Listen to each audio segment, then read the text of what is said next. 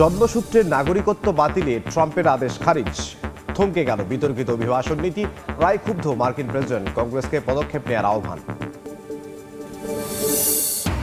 তীব্র দাবদাহে পুড়ছে ইউরোপ। জার্মানিতে নদীতে নেমে ৩০ জনের মৃত্যু। ফ্রান্সে মরদেহ সংরক্ষণে হিমশিম অবস্থা। বন্যায় বিপর্যস্ত ভারতে 5 জনের প্রাণহানি। ভেনেজুয়েলায় ভূমিকম্পের উদ্ধার কাজে ধীরগতির অভিযোগ। মৃতের সংখ্যা বেড়ে 2000। 1 সপ্তাহ পরও স্বজনদের খোঁজে অপেক্ষায় প্রিয়জনরা। ইরান যুক্তরাষ্ট্রের প্রতিনিধি দল কাতারে, তবুও হচ্ছে না বৈঠক। শর্ত পূরণ ছাড়া আর কোনো আলোচনা নয়, সাফ জানানো তেহরান। আলী খামেনির জানাজা ঘিরে নানা প্রস্তুতি।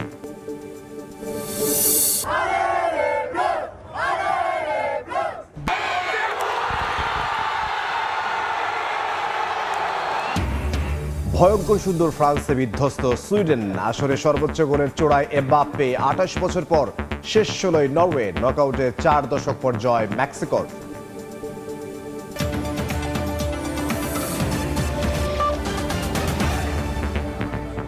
আন্তর্জাতিক সময়ের সঙ্গে আছে আমি ইমদাদুল হক। অবশেষে জন্মসূত্রে নাগরিকত্ব আইন বাতিলে ট্রাম্প প্রশাসনের আদেশ খারিজ করে দিলেন মার্কিন সুপ্রিম কোর্ট। 6-3 ভোটের রায়ে বহাল থাকলো 150 বছরের সাংবিধানিক নজির। আদালত বলেন, যুক্তরাষ্ট্রে জন্ম নেয়া শিশুদের নাগরিকত্ব নির্বাহী আদেশে বাতিল করা যাবে না। এ কারণে ট্রাম্পের অন্যতম বিতর্কিত অভিবাসন নীতি কার্যত থমকে গেল। এদিকে সুপ্রিম কোর্টের এই রায় দেশের জন্য খুবই দুর্ভাগ্যজনক উল্লেখ করে পদক্ষেপ নিতে কংগ্রেসকে আহ্বান জানিয়েছেন মার্কিন প্রেসিডেন্ট। যুক্তরাষ্ট্র থেকে সে খবর জানাচ্ছেন লস্কর আল মামুন। অবৈধভাবে যুক্তরাষ্ট্রে অবস্থানকারী কিংবা অস্থায়ী ভিসায় থাকা অভিভাবকদের যুক্তরাষ্ট্রে জন্ম নেয়া সন্তানদের স্বয়ংক্রিয় নাগরিকত্ব বাতিল করতে চলতি বছরের শুরুতে নির্বাহী আদেশ জারি করেছিলেন মার্কিন প্রেসিডেন্ট ডোনাল্ড ট্রাম্প। তবে সেই আদেশ বাতিল করে 6-3 ভোটে রায় দিয়েছে যুক্তরাষ্ট্রের সুপ্রিম কোর্ট। আদালত বলেছেন, জন্মসূত্রে নাগরিকত্ব সংবিধান স্বীকৃত অধিকার এবং তা নির্বাহী আদেশের মাধ্যমে সীমিত করা যায় না। প্রধান বিচারপতি জন রবার্টস সংখ্যাগরিষ্ঠ মতামতে বলেন, যেসব বাবা মা অবৈধভাবে বা সাময়িকভাবে যুক্তরাষ্ট্রে অবস্থান করছেন তাদের সন্তানরাও মার্কিন সংবিধান অনুযায়ী জন্মের সঙ্গে সঙ্গেই নাগরিক। তিনি গৃহযুদ্ধ পরবর্তী সময়ে পাশ হওয়া সংবিধানের 14th সংশোধনীর ইতিহাস তুলে ধরে বলেন, এই সংশোধনী যুক্তরাষ্ট্রে জন্মগ্রহণকারী প্রত্যেক ব্যক্তির নাগরিকত্ব নিশ্চিত করেছে। রায়ে তিনি লিখেছেন, নাগরিকত্ব তখনও এবং এখনও অধিকারের অংশ। আদালত 1998 সালের ঐতিহাসিক যুক্তরাষ্ট্র বনাম ওং কিম আর্ক মামলার নজিরও বহাল রাখেন, যেখানে অভিবাসী পরিবারের যুক্তরাষ্ট্রে জন্ম নেয়া সন্তানের নাগরিকত্বের স্বীকৃতি পেয়েছিল।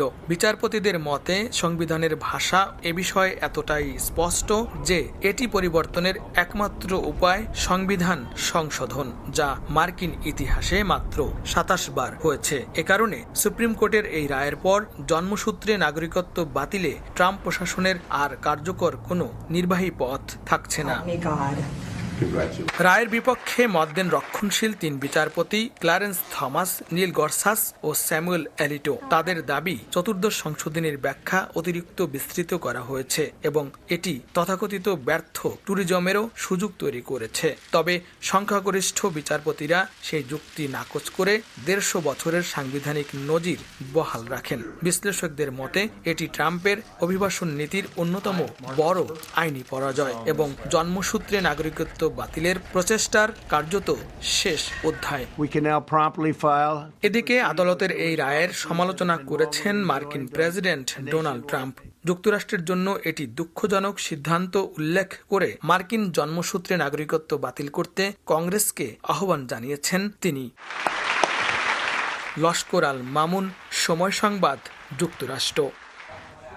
ইউরোপে এখনো তীব্র দাবদাহে পুড়ছে বিভিন্ন দেশ। কোথাও কোথাও মানুষকে শীতল রাখতে পানি ছিটাচ্ছে দমকল বাহিনী, কোথাও সৈকতে ভিড় করছেন বাসিন্দারা। এদিকে জার্মানিতে নদীতে গোসল করতে নেমে অন্তত 30 জনের মৃত্যু হয়েছে।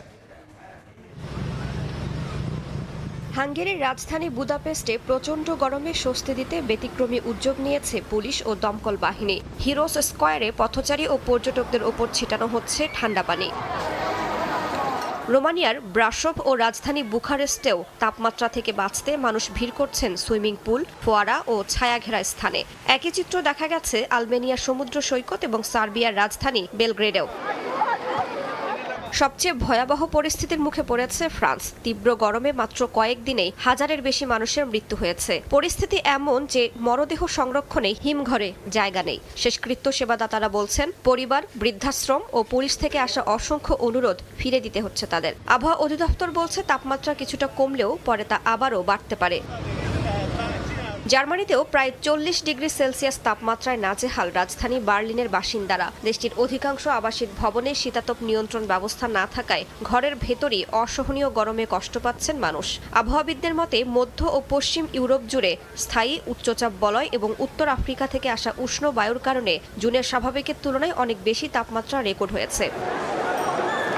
এই তাপপ্রবাহের প্রভাব শুধু সাধারণ জীবনেই নয়, যুদ্ধক্ষেত্রেও পড়েছে। ইউক্রেনের জাপোরিঝিয়া অঞ্চলে অবস্থানরত সেনারা জানান প্রায় 30 ডিগ্রি সেলসিয়াস তাপমাত্রায় দায়িত্ব পালন কঠিন হয়ে উঠেছে। রাইসা জান্নাত, সময় সংবাদ। ভয়াবহ দাবানলের কবলে বিশ্বের বিভিন্ন দেশ। গ্রিসে প্রাণ গেছে একই পরিবারের 2 সদস্যের। যুক্তরাষ্ট্রে নতুন করে অন্তত 83টি আগুনের ঘটনা শনাক্ত করা হয়েছে। ইউক্রেনের চেরনোবিল এলাকায় আগুন নিয়ন্ত্রণে কাজ করছে 2 শতাধিক উদ্ধারকর্মী। এছাড়া ক্রোয়েশিয়া, স্পেন ও তুরস্কেও ছড়িয়েছে দাবানল। যুক্তরাষ্ট্রের মধ্য ও পশ্চিমাঞ্চলের বিভিন্ন অঙ্গরাজ্যে দ্রুত ছড়িয়ে পড়ছে দাবানল। নতুন করে 83টি আগুনের ঘটনা শনাক্ত হওয়ায় সর্বোচ্চ সতর্কতা জারি করেছে কর্তৃপক্ষ। এর মধ্যে 54টি বড় দাবানল এখনও পুরোপুরি নিয়ন্ত্রণে আসেনি। ইউটাহ অঙ্গরাজ্যের দাবানল বর্তমানে দেশের সবচেয়ে বড় আগুন বলে জানানো হয়। তীব্র গরম, শুষ্ক আবহাওয়া ও দমকা বাতাসের কারণে আগুন দ্রুত ছড়িয়ে পড়ছে। দেশজুড়ে দাবানল মোকাবেলায় 8000-এর বেশি দমকল কর্মী কাজ করছেন। ইউক্রেনের চেরনোবিল এলাকায় কয়েকদিন ধরে জ্বলতে থাকা বনাঞ্চলের আগুন নিয়ন্ত্রণে কাজ করছেন 2 শতাধিক উদ্ধারকর্মী। কর্তৃপক্ষ বলছে এলাকায় বিকিরণের মাত্রা এখনও স্বাভাবিক রয়েছে, তবে আগুনের ধোঁয়া কিয়েভ পর্যন্ত পৌঁছে বায়ুদূষণ ও দৃশ্যমানতা কমিয়ে দিয়েছে। উত্তর দিকের বাতাস প্রবাহিত হলে পরিস্থিতি আরও খারাপ হতে পারে বলেও সতর্ক করা হয়েছে। তীব্র তাপপ্রবাহে দাবানলের ঝুঁকি বেড়েছে ক্রোয়েশিয়ায়। ওয়েবিচ শহরের কাছে আগুন নিয়ন্ত্রণের চেষ্টা চালিয়ে যাচ্ছে জরুরি কর্মীরা। আগুনের বিস্তার ঠেকাতে দমকল কর্মীদের পাশাপাশি আকাশপথ থেকেও অভিযান চালানো হয়। পরিস্থিতি মোকাবেলায় দেশের কয়েকটি অঞ্চলে সর্বোচ্চ পর্যায়ের লাল আবহাওয়া সতর্কতা জারি করেছে কর্তৃপক্ষ। স্পেনের আরাগান অঞ্চলে ছড়িয়ে পড়ে দাবানল। এতে অন্তত 2000 হেক্টরের বেশি এলাকা পুড়ে গেছে। আগুন নিয়ন্ত্রণে শতাধিক সেনা ও দমকল সদস্য মোতায়েন করেছে কর্তৃপক্ষ। তবে এখন পর্যন্ত কোনো এলাকা থেকে বাসিন্দাদের সরিয়ে নেওয়ার নির্দেশ দেওয়া হয়নি। গ্রিসে ভয়াবহ দাবানলের মধ্যে প্রাণ হারিয়েছেন বাবা ও ছেলে। আগুন থেকে বাঁচতে গিয়ে তারা প্রাণ হারান বলে ধারণা করছে কর্তৃপক্ষ। এ ঘটনায় আহত হয়েছেন একজন। দাবানল নিয়ন্ত্রণে ব্যাপক অভিযান চালাচ্ছে দমকল বাহিনী।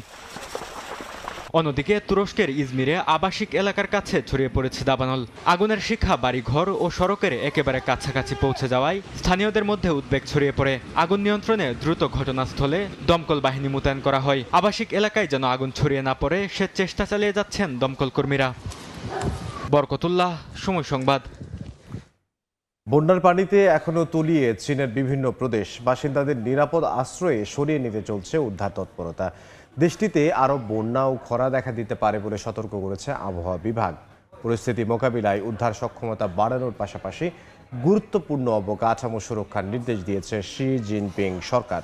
এদিকে ভারতে বন্যা পরিস্থিতির আরও অবনতি হয়েছে। গুজরাটে বৃষ্টিজনিত কারণে 5 জনের মৃত্যু হয়েছে।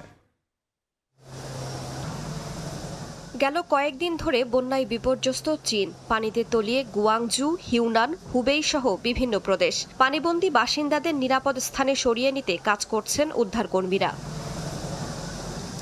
মঙ্গলবার চীনে বন্যা ও খরার ঝুঁকি মোকাবেলায় উচ্চ পর্যায়ের বৈঠক করেন দেশটির প্রেসিডেন্ট শি জিনপিং। বৈঠকে চলতি মৌসুমে আরও বেশি চরম আবহাওয়ার আশঙ্কা প্রকাশ করা হয়। মানুষের জীবন রক্ষাকে সর্বোচ্চ অগ্রাধিকার দিয়ে বড় নদী ও হ্রদে বন্যা নিয়ন্ত্রণ, খরা মোকাবিলা, জরুরি উদ্ধার সক্ষমতা বাড়ানোর পাশাপাশি কৃষি ও গুরুত্বপূর্ণ অবকাঠামো সুরক্ষার নির্দেশ দেওয়া হয়। এদিকে ভারতের আসামে টানা বৃষ্টিতে নদীর তীব্র স্রোতে একটি রেল সেতুর অংশ ভেঙে পড়ে। এতে গুরুত্বপূর্ণ কয়েকটি জেলার মধ্যে রেল যোগাযোগ ব্যাহত হয়। পার্শ্ববর্তী অরুণাচল প্রদেশে ভারী বৃষ্টিতে সৃষ্ট আকস্মিক বন্যার পানি আসামের বিভিন্ন এলাকায় ছড়িয়ে পড়েছে। সাময়িকভাবে সেতুর স্তম্ভ রক্ষায় বালুর বস্তা ব্যবহার করছেন স্থানীয়রা। পশ্চিম আফ্রিকার ঘানা ও আইভরি কোস্টেও টানা বর্ষণে ভয়াবহ বন্যা দেখা দিয়েছে। ঘানার রাজধানী আক্রায় ঘরবাড়ি ও সড়ক তলিয়ে গেছে। বন্যায় বেশ কয়েকজনের প্রাণহানিও হয়েছে। উদ্ধার করা হয়েছে 4 শতাধিক মানুষকে। ঘানার প্রেসিডেন্ট জানান, এবারের বৃষ্টিপাত গত বছরের সর্বোচ্চ একদিনের বৃষ্টির তুলনায় কয়েক গুণ বেশি ছিল। জলবায়ু পরিবর্তনের বিরূপ প্রভাবের পাশাপাশি অবৈধ স্থাপনা ও পানি প্রবাহের পথ দখলও বন্যার কারণ বলে স্বীকার করেছে দেশটির সরকার। আইভরি কোস্টেও ভারী বৃষ্টিতে মৃত্যুর খবর পাওয়া গেছে। দুই দেশেই অব্যাহত রয়েছে উদ্ধার ও ত্রাণ কার্যক্রম। রাইসা জান্নাত, সময় সংবাদ। ভেনেজুয়েলায় ভূমিকম্পে মৃতের সংখ্যা বেড়ে দাঁড়িয়েছে প্রায় 2000-এ। এক সপ্তাহ পরও স্বজনদের খোঁজ পেতে অপেক্ষা করছেন হাজারো বাসিন্দা। এরই মধ্যে উদ্ধার কাজে ধীরগতির অভিযোগ করে ধ্বংসস্তূপের নিচে থেকে প্রিয়জনদের উদ্ধারে ভারী যন্ত্রপাতির দাবি করেছেন ক্ষতিগ্রস্তরা। স্বাস্থ্যকেন্দ্র গুরুতরভাবে ক্ষতিগ্রস্ত হওয়ায় দেশটিতে চিকিৎসা সেবা ব্যাহত হচ্ছে বলে জানায় বিশ্ব স্বাস্থ্য সংস্থা। এদিকে জরুরি খাদ্য সহায়তা প্রদানে $5 কোটি আবেদন জানিয়েছে WFP। স্বজনদের আহাজারিতে ভারী হয়ে উঠেছে ভেনেজুয়েলার উপকূলীয় রাজ্য লা গুয়েরার আকাশ। প্রিয়জনদের ফিরে পাওয়ার অপেক্ষায় দিন গুনছেন বাসিন্দারা। তবে ভারী যন্ত্রপাতির সংকট আর উদ্ধার কাজের ধীরগতিতে হতাশা প্রকাশ করেন অনেকে। তবু ধ্বংসস্তূপের পাশে অপেক্ষা করতে দেখা যায় স্বজনহারাদের। সময় গড়ানোর সঙ্গে জীবিত উদ্ধারের আশা ক্ষীণ হয়ে আসলেও স্বজনদের ফিরে পাওয়ার অপেক্ষা ছাড়ছেন না অসংখ্য পরিবার। অপেক্ষমান পরিবারের ক্ষোভ চরমে পৌঁছায় যখন স্থানীয়রা ভারী উদ্ধার যন্ত্র বহনকারী একটি ট্রাক আটকে দেন। তাদের দাবি অন্যত্র নয়, আগে এই এলাকাতেই আটকে পড়াদের উদ্ধারে কাজ করতে হবে। নিখোঁজ মেয়েকে খুঁজতে থাকা এক বাসিন্দা জানান, তিনি নিজেই মেয়েকে আংশিকভাবে ধ্বংসস্তূপ থেকে বের করতে পেরেছেন। তবে প্রয়োজনীয় যন্ত্রপাতির অভাবে উদ্ধার অভিযান শেষ করা সম্ভব হচ্ছে না। ওরা এখানে শুধু ছবি তুলতে এসেছে, আমাদের কোনো সাহায্য করে না, এমনকি দুর্যোগ কবলিত এলাকাতেও ঢুকতে দেয় না। আমাদের কোনো যন্ত্রপাতিও দিচ্ছে না, অথচ আমাদের পরিবারের সদস্যরা এখনো ধ্বংসস্তূপের নিচে আটকে আছেন। আফটারশেকের প্রভাব এবং পর্যাপ্ত ভারী সরঞ্জামের অভাবে অনেক গুরুত্বপূর্ণ এলাকায় উদ্ধার কাজে ধীরগতির কারণে স্থানীয় বাসিন্দারাই বাধ্য হয়ে নিজেদের উদ্যোগে ধ্বংসস্তূপ সরানোর চেষ্টা করছেন। এদিকে ভূমিকম্পের এক সপ্তাহ না পেরোতেই ভেনেজুয়েলার স্বাস্থ্য ব্যবস্থা মারাত্মক চাপে পড়েছে বলে জানিয়েছে বিশ্ব স্বাস্থ্য সংস্থা। তাদের তথ্য মতে অন্তত 3টি স্বাস্থ্যকেন্দ্র গুরুতরভাবে ক্ষতিগ্রস্ত হয়েছে এবং 6টি কেন্দ্র আংশিকভাবে চালু রয়েছে। হাসপাতালগুলোতে রোগীর চাপ বাড়ায় ব্যাহত হচ্ছে চিকিৎসা সেবা। একই সঙ্গে বাস্তুচ্যুত মানুষের মধ্যে ইয়েলো ফিভার ও ডেঙ্গুর মতো রোগ ছড়িয়ে পড়ার আশঙ্কাও বাড়ছে। বরকতুল্লাহ, সময় সংবাদ। আন্তর্জাতিক সময় আরও থাকছে। ভারতে একযোগে কমল এলপিজি ও জ্বালানি তেলের দাম, আজ থেকেই কার্যকর। কুয়েতে বেড়েছে অকটেনের মূল্য, ডিজেল আগের দর থাকায় চালকদের স্বস্তি। ইরান যুক্তরাষ্ট্র সমঝোতা স্মারক নিয়ে কূটনৈতিক তৎপরতা চললেও কাটছে না অনিশ্চয়তা। আলোচনা এগিয়ে নিতে দোহায় অবস্থান করছে দুদেশের প্রতিনিধি দল। তবে মার্কিন প্রতিনিধি দলের সঙ্গে উচ্চ পর্যায়ের বৈঠকের সম্ভাবনা নাকচ করেছে ইরান। চুক্তির শর্ত পূরণ না হলে আর কোনো আলোচনা নয় বলে স্পষ্ট বার্তা দিয়েছে তেহরান। এমনকি ইরান যুদ্ধের জন্য প্রস্তুত বলেও হুঁশিয়ারি দেওয়া হয়েছে। এদিকে লেবাননে হিজবুল্লাহর হুমকি দূর না হওয়া পর্যন্ত সেনা প্রত্যাহার না করার ঘোষণা দিয়েছেন ইসরায়েলের প্রধানমন্ত্রী। ইরান যুক্তরাষ্ট্র সমঝোতা স্মারকের পরবর্তী ধাপ নিয়ে আলোচনায় কাতারের রাজধানী দোহায় অবস্থান করছে দুদেশের প্রতিনিধি দল। তবে তেহরান স্পষ্ট জানিয়েছে, মার্কিন প্রতিনিধিদের সঙ্গে কোনো উচ্চ পর্যায়ের বৈঠক নির্ধারিত হয়নি, বরং তাদের কারিগরি প্রতিনিধি দল কাতারের মাধ্যমে অর্থ ছাড়সহ সমঝোতা বাস্তবায়নের বিষয়গুলো নিয়ে কাজ করছে। কাতারও জানিয়েছে, দুই দেশের কারিগরি পর্যায়ের আলোচনা মধ্যস্থতাকারীদের মাধ্যমে চললেও বর্তমানে কোনো উচ্চ পর্যায়ের সরাসরি বৈঠক হচ্ছে না। কাতারের প্রধানমন্ত্রী শেখ মোহাম্মদ বিন আব্দুর রহমান আল থানি, মার্কিন বিশেষ দূত স্টিভ উইটকফ এবং মার্কিন প্রেসিডেন্ট ডোনাল্ড ট্রাম্পের জামাতা জ্যারেড কুশনারের সঙ্গে বৈঠক করে মধ্যস্থতা অব্যাহত রাখার প্রতিশ্রুতি পুনর্ব্যক্ত করেছেন। তবে সমঝোতা স্মারকের গুরুত্বপূর্ণ শর্ত বাস্তবায়ন না হওয়া পর্যন্ত ইরান চূড়ান্ত কোনো চুক্তির আলোচনায় বসবে না বলে ঘোষণা দিয়েছেন দেশটির পার্লামেন্টের স্পিকার মোহাম্মদ বাঘের গালিবাফ। এসব শর্তের মধ্যে রয়েছে লেবাননের সংঘাত বন্ধ, হরমুজ প্রণালীতে মার্কিন নৌ অবরোধ প্রত্যাহার, 7 দিনের জন্য বাণিজ্যিক জাহাজ চলাচল নিশ্চিত করা, ইরানের তেল রপ্তানিতে ছাড় এবং জব্দ করা ইরানি অর্থ ছাড়। তিনি সতর্ক করে বলেন, আলোচনা বাস্তবায়িত না হলে যুদ্ধের জন্য প্রস্তুত রয়েছে ইরান। একই সঙ্গে হরমুজ প্রণালীতে নিজেদের সার্বভৌম অধিকারের প্রশ্নে কোনো আপোষ করা হবে না বলেও জানান তিনি। এদিকে লেবানন সীমান্তে উত্তেজনা কমার কোনো ইঙ্গিত দিচ্ছে না ইসরায়েল। দক্ষিণ লেবানন সফরে প্রধানমন্ত্রী বিনিয়ামিন নেতানিয়াহু বলেন, হিজবুল্লাহর হুমকি পুরোপুরি দূর না হওয়া পর্যন্ত সেখানে ইসরায়েলি সেনা অবস্থান করবে। সেনাদের যে কোনো হুমকির বিরুদ্ধে তাৎক্ষণিক ব্যবস্থা নেওয়ার নির্দেশও দিয়েছেন তিনি। রাইসা জান্নাত, সময় সংবাদ। যুক্তরাষ্ট্র ও ইসরায়েলের হামলায় নিহত ইরানের সর্বোচ্চ ধর্মীয় নেতা আয়াতুল্লাহ আলী খামেনির জানাজা ঘিরে শেষ মুহূর্তের প্রস্তুতি চলছে। রাজধানী তেহরানে সাজসজ্জা, নিরাপত্তা ও জনসমাগম মোকাবিলায় নেওয়া হচ্ছে নানা পদক্ষেপ।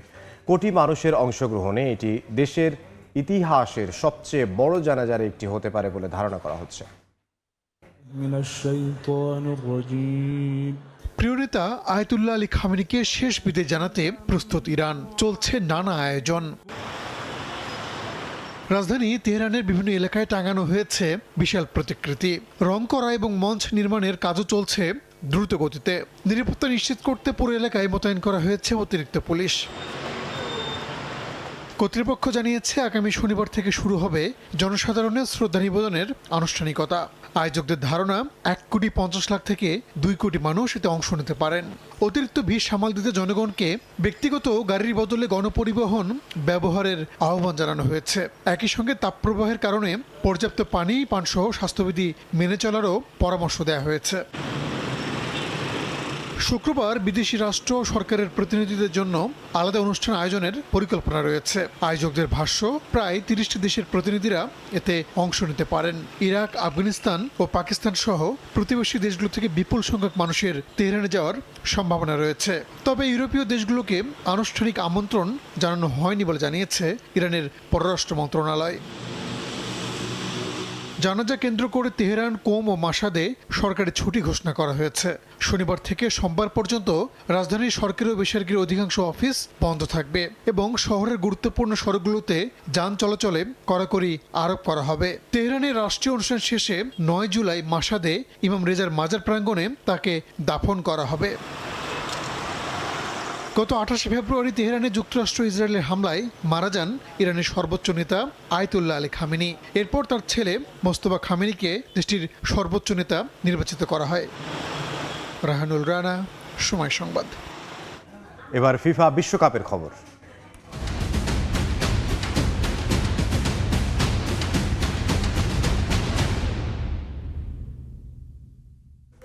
ভয়ঙ্কর সুন্দর ফুটবল খেলে প্রত্যাশিতভাবে রাউন্ড অফ 16 নিশ্চিত করল হট ফেভারিট ফ্রান্স। সুইডেনকে 3-0 গোলের ব্যবধানে হারিয়েছে দেশমের দল। জোড়া গোল করে এবারের বিশ্বকাপে মেসিকে সরিয়ে গোল্ডেন বুটের লড়াইয়ে এখন শীর্ষে কিলিয়ান এমবাপ্পে। এই ফ্রান্সকে থামাবে কে? আর যেই হোক, সুইডেন হয়তো নয়, সেটা অনুমেয় ছিল। গেল 3 ফিফা বিশ্বকাপে সবচেয়ে সফল এবং ধারাবাহিক দল দিদিয়ের দেশমের লে ব্লুজ আরও একবার শিরোপার পথে অপ্রতিরোধ্য। তারা সহজ প্রতিপক্ষকে নিয়ে একরকম ছেলে খেলা করে সাবেক বিশ্ব চ্যাম্পিয়নরা। এবারের বিশ্বকাপে ছোট দলগুলো যেভাবে অঘটনের জন্ম দিচ্ছে, তাতে সতর্ক না থেকে উপায় নেই কোনো দলেরই। হট ফেভারিট ফ্রান্সও ব্যতিক্রম নয়। শুরু থেকে সুইডিশদের পাত্তা দেয়নি ফরাসিদের রক্ষণ। সুইডিশরা যে রক্ষণাত্মক ফুটবল খেলবে সেটা ধারণাই ছিল। ফরমেশনেও জামাট ছিল তাদের রক্ষণ। তবে এমবাপে, দেমবেলে, বারকোলা, অলিসেরা যে দলে আছে তাদের রুখে কোন দল? যদিও প্রথম গোলের দেখা পেতে অপেক্ষা করতে হয়েছে 45 মিনিট। প্রথমার্ধের শেষ মুহূর্তে স্কোর করেন কিলিয়ান এমবাপে। 1-0 এগিয়ে বিরতিতে যায় দেশম বাহিনী। বিরতি থেকে ফিরে আবারও আক্রমণাত্মক। আগের ম্যাচে হ্যাটট্রিক করা ওসমান দেমবেলে এদিন ছিলেন কিছুটা ফ্লপ। গোলের দেখা পাননি তিনি। সতীর্থরা ঠিকই পুষিয়ে নিয়েছেন। 53 মিনিটে লিড দ্বিগুণ করে 2018 বিশ্ব চ্যাম্পিয়নরা। এবার স্কোরার বারকোলা, গোল করতে অ্যাসিস্ট করেন অলিসে। গোল্ডেন বুটের দৌড়ে সমান তালে এগুচ্ছেন 3 ফুটবলার, মেসি, এমবাপে ও হালান্ড। আগের ম্যাচেই স্কোর করে এবারের বিশ্বকাপে 5 গোলের সংখ্যা স্পর্শ করেছেন হালান্ড। এমবাপে কেন পিছিয়ে থাকবেন? ফরাসি গোল মেশিন করলেন জোড়া গোল, ছাপিয়ে গেলেন হালান্ডকে, স্পর্শ করলেন লিওনেল মেসিকে। 74 মিনিটে অলিসের পাস থেকে আরও 1 গোল কিলিয়ানের। 3-0 লিড নেয় ফ্রান্স। সেই সঙ্গে গোল্ডেন বুটের লড়াইটা জমিয়ে তুললেন এই মহাতারকা। পিছিয়ে পড়ে ম্যাচে ফেরার চেষ্টা করেছে সুইডেন, তবে ফ্রান্সের রক্ষণের সামনে খুব একটা সুবিধা করতে পারেননি তারা। শেষ পর্যন্ত ৩-০ গোলের জয় দিয়ে রাউন্ড অফ 16 নিশ্চিত করল ফ্রান্স, যেখানে তাদের প্রতিপক্ষ জার্মানিকে বিদায় করা প্যারাগুয়ে।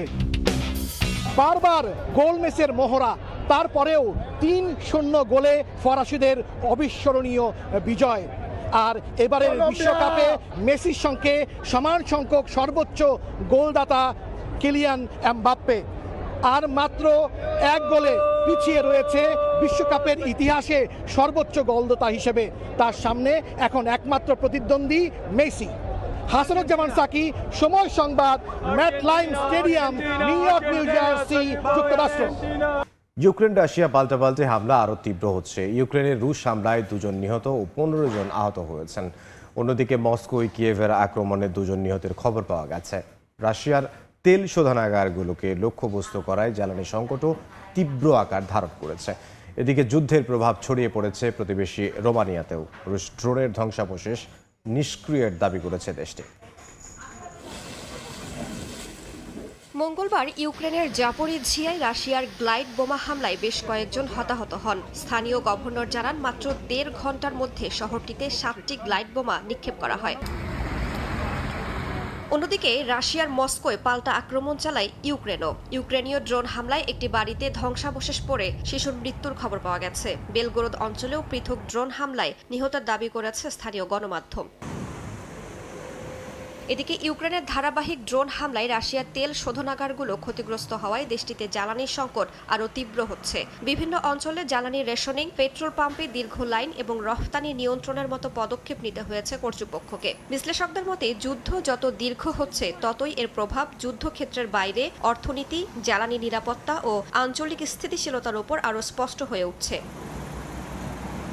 এদিকে যুদ্ধের প্রভাব রাশিয়ার সীমান্ত ছাড়িয়ে প্রতিবেশী রোমানিয়াতেও পৌঁছেছে। দেশটির প্রতিরক্ষা মন্ত্রণালয় জানায়, ইউক্রেন সীমান্তবর্তী একটি গ্রামে রুশ ড্রোনের ধ্বংসাবশেষ নিরাপদে বিস্ফোরণ ঘটিয়ে নিষ্ক্রিয় করা হয়েছে। চলতি বছর অন্তত 15 বার রুশ ড্রোন রোমানিয়ার আকাশসীমা লঙ্ঘন করেছে। গত মে মাসে একটি ড্রোন দেশটির আবাসিক ভবনে আঘাত হানলে 2 জন আহত হন।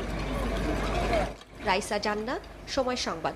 পাকিস্তানের লাহোরে একটি কোচিং সেন্টারের ছাদ ধসে অন্তত 14 শিক্ষার্থী নিহত হয়েছে। আহত হয়েছে 8 জন। স্থানীয় সময় মঙ্গলবার কোচিং সেন্টারের 2য় তলার ছাদ ধসে দুর্ঘটনা ঘটে।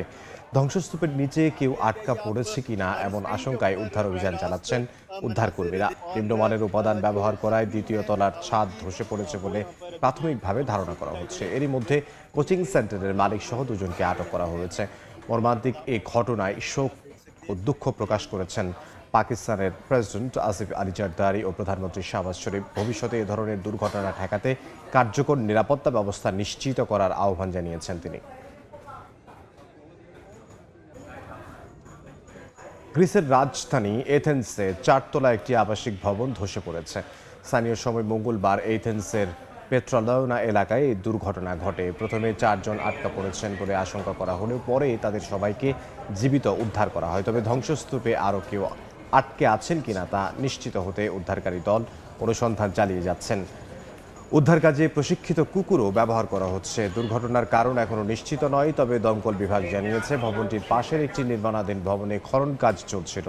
এ সময় প্রয়োজনীয় সাপোর্ট ব্যবস্থা নেওয়া হয়নি বলে স্থানীয় বাসিন্দাদের অভিযোগ রয়েছে। এরই মধ্যে নির্মাণ কাজে জড়িত কয়েকজন ঠিকাদারকে আটক করেছে কর্তৃপক্ষ। ইরান যুক্তরাষ্ট্র শান্তি চুক্তির পর ভারতে কমেছে এলপিজি, জ্বালানি তেল ও জেট ফুয়েলের দাম। বুধবার থেকে নতুন সিদ্ধান্ত কার্যকর হয়েছে। 19 কেজির বাণিজ্যিক এলপিজি সিলিন্ডারের দাম কমেছে 183 রুপি 50 পয়সা। বেসরকারি জ্বালানি বিক্রেতা নায়ারা এনার্জি প্রতি লিটার পেট্রোলে 5 রুপি ও ডিজেলে 3 রুপি দাম কমিয়েছে। একই সঙ্গে জেট ফুয়েলের দামও প্রতি লিটারে 5 রুপি কমানো হয়েছে। এই মূল্য হ্রাসের পেছনে ইরান যুক্তরাষ্ট্র উত্তেজনা কমা এবং কাতারে 2 পক্ষের আলোচনায় অগ্রগতিকে প্রধান কারণ হিসেবে দেখা হচ্ছে। 1 জুলাই থেকে কুয়েতে বেড়েছে অকটেনের আলট্রা 98 জ্বালানির দাম। কার্যকর হওয়ার নতুন মূল্য তালিকা অনুযায়ী প্রতি লিটার আলট্রা 98 এর দাম 225 ফিলস থেকে বাড়িয়ে 275 ফিলস নির্ধারণ করা হয়েছে। তবে সাধারণ গাড়ি চালকদের জন্য জ্বালানির দাম অপরিবর্তিত রেখে স্বস্তি বজায় রেখেছে কুয়েত সরকার। প্রিমিয়াম, সুপার, ডিজেল এবং কেরোসিনের দামে কোনো পরিবর্তন আনা হয়নি। রাষ্ট্রায়ত্ত কুয়েত ন্যাশনাল পেট্রোলিয়াম কোম্পানি জানিয়েছে, সরকারের ত্রৈমাসিক মূল্য পর্যালোচনার অংশ হিসেবে নতুন মূল্য নির্ধারণ করা হয়েছে, যা আগামী 30 সেপ্টেম্বর পর্যন্ত কার্যকর থাকবে। আন্তর্জাতিক সময় আরও থাকছে। প্রবাসীদের ওয়ার্ক পারমিট সংশোধনের সুযোগ আরও 6 মাস বাড়ালো সৌদি সরকার। বৈধভাবে দেশে ফিরতে চাওয়া কর্মীদের সহায়তায় প্রস্তুত বাংলাদেশ দূতাবাস। ক্রিপ্টোকারেন্সি ব্যবসা থেকে সবচেয়ে বেশি আয় করছেন মার্কিন প্রেসিডেন্ট ডোনাল্ড ট্রাম্প। মঙ্গলবার প্রকাশিত 2025 সালের আর্থিক বিবরণীতে দেখা গেছে, গত বছরে পারিবারিক ক্রিপ্টোকারেন্সি উদ্যোগ থেকে 140 কোটিরও বেশি মার্কিন ডলার আয় করেছেন তিনি।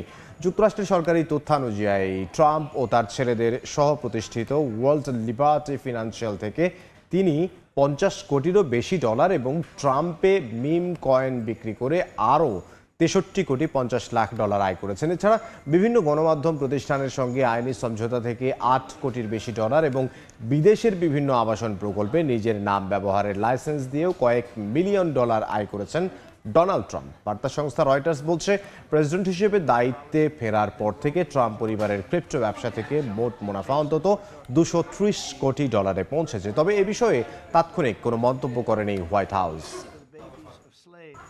যুক্তরাষ্ট্রের কলোরাডোতে ডেমোক্রেটিক দলের প্রাথমিক বাছাইতে জয়ী হয়েছেন মেলাদ কেরোস।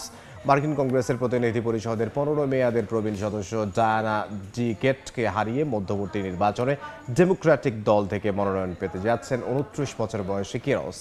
মার্কিন গণমাধ্যমের পূর্বাভাস অনুযায়ী জানা গেছে, মূলধারার ডেমোক্র্যাটদের বিরুদ্ধে বামপন্থীদের সবশেষ জয়।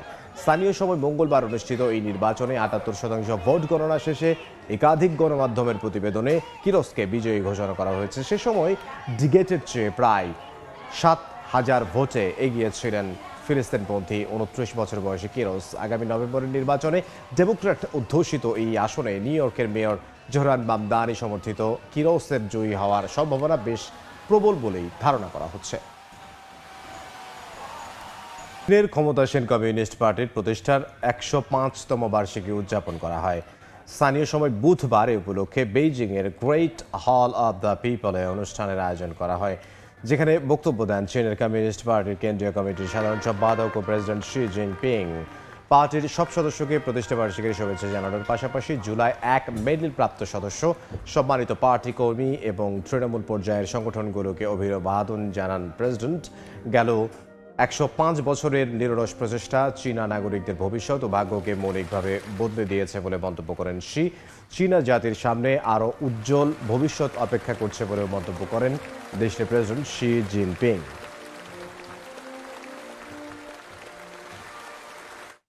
ভারতের নতুন সেনাপ্রধান হিসেবে দায়িত্ব নিয়েছেন জেনারেল ধীরাজ শেঠ। স্থানীয় সময় মঙ্গলবার দেশটির 31তম সেনাপ্রধান হিসেবে দায়িত্ব নেন তিনি। 1986 সালে ভারতীয় সেনাবাহিনীতে যোগ দেওয়ার পর প্রায় 4 দশকের সামরিক জীবনে অপারেশনাল, কৌশলগত ও সক্ষমতা উন্নয়নের বিভিন্ন গুরুত্বপূর্ণ দায়িত্ব পালন করেছেন। সর্বশেষ তিনি উপসেনাপ্রধান হিসেবে সেনাবাহিনীর প্রধান স্ট্রাইক ফরমেশন সুদর্শন চক্র কোরের নেতৃত্বে ছিলেন। একই সঙ্গে ভারতীয় সেনা ও বিমান বাহিনীর শীর্ষ পর্যায়েও একাধিক গুরুত্বপূর্ণ পদে নতুন নিয়োগ দেওয়া হয়েছে। দেখছেন আন্তর্জাতিক সময়। প্রবাসীদের জন্য ওয়ার্ক পারমিট সংশোধনের সুযোগ আরও 6 মাস বাড়ালো সৌদি সরকার। দেশটির মানব সম্পদ ও সামাজিক উন্নয়ন মন্ত্রণালয় HRSD জানিয়েছে, ওয়ার্ক পারমিট সংক্রান্ত জটিলতা নিরসনের সময়সীমা বাড়িয়ে করা হয়েছে 2026 সালের 31 ডিসেম্বর পর্যন্ত। নতুন সিদ্ধান্তে দীর্ঘদিন মেয়াদ উত্তীর্ণ ওয়ার্ক পারমিটধারী এবং নির্ধারিত সময়েও পারমিট না পাওয়া কর্মীরাও সংশোধনের সুযোগ পাবেন। রিয়াদ থেকে আরিফুর রহমানের রিপোর্ট।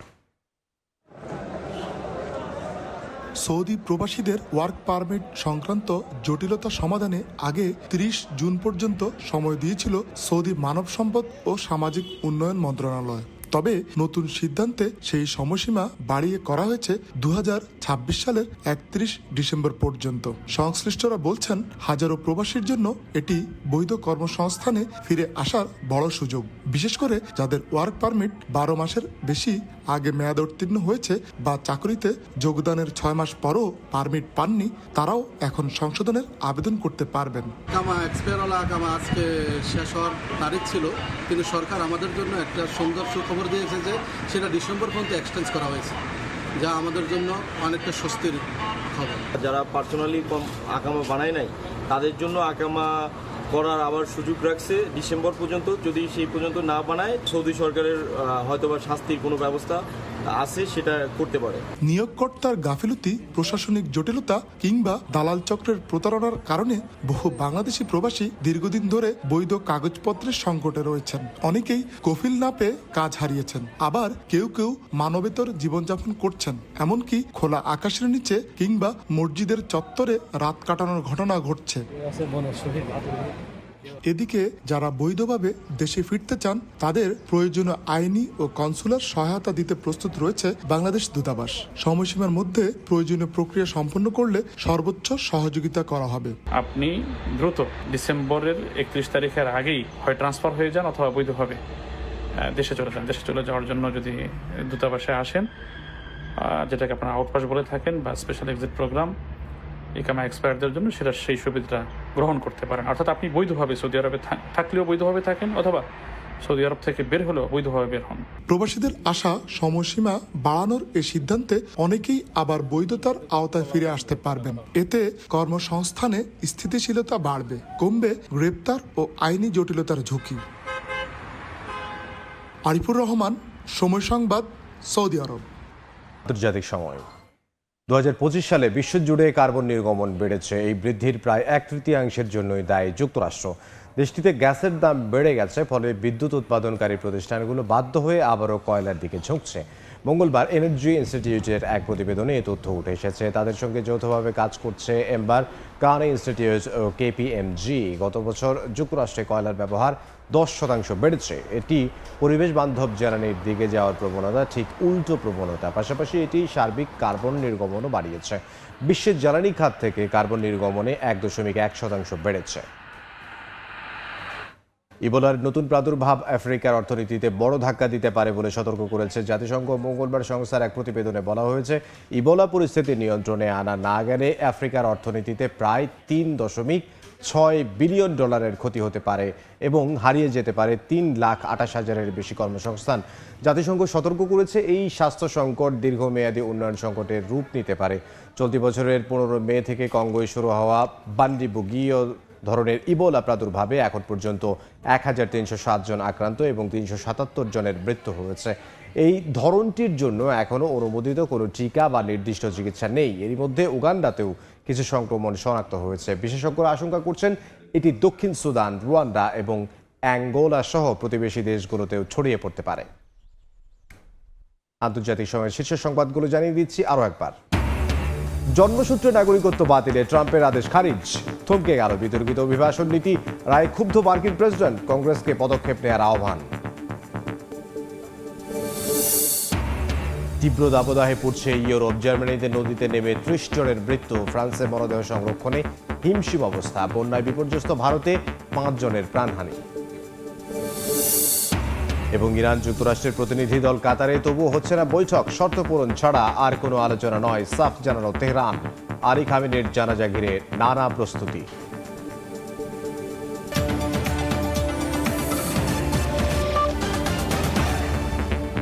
এই ছিল আন্তর্জাতিক সময়ে। বিশ্বকাপ ফুটবলের মহাযজ্ঞ সরাসরি সম্প্রচার করছে সময় টেলিভিশন।